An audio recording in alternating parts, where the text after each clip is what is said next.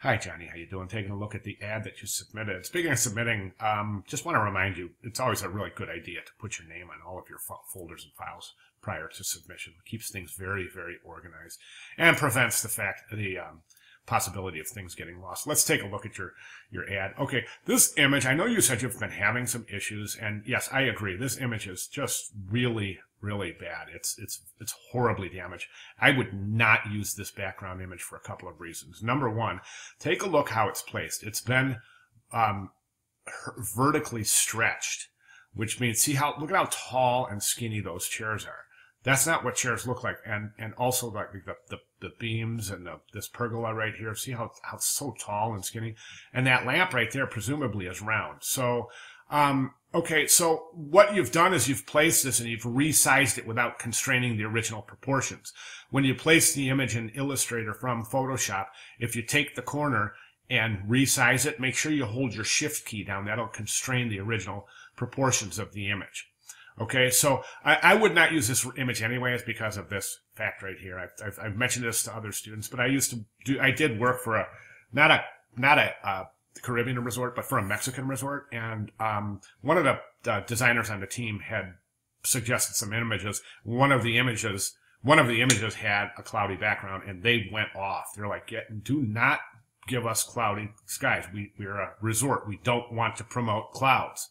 And it's a good point, and they just want nothing to do with a cloudy day. So for that reason, I would definitely not use that image there.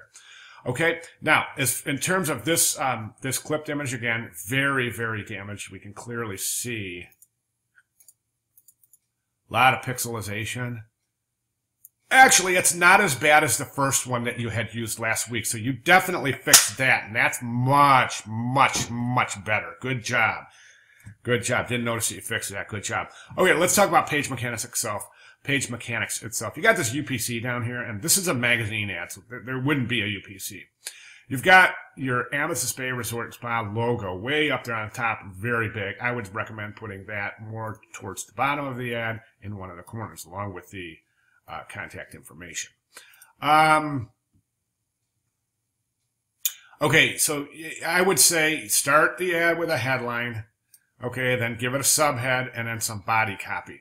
And for a really good example of how to do this, let me show you something. Where did it go? Let me just open the class up again.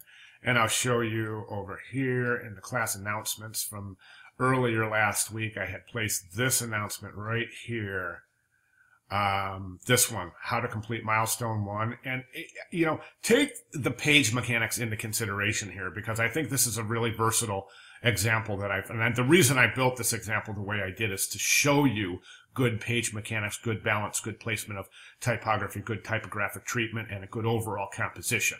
So I would like you to review that and pay attention to the way that the ad itself is composed. For that reason, I think that this ad here, I think, could be considered a little bit below proficiency in terms of what we're looking for this class. So if you have any questions or if you need help, I'll be glad to tutor you, or if you want to contact me. Or, of course, there's other outlets too. But those are my recommendations. And if you have any questions or concerns, please feel free to contact me. All right. Thank you very much.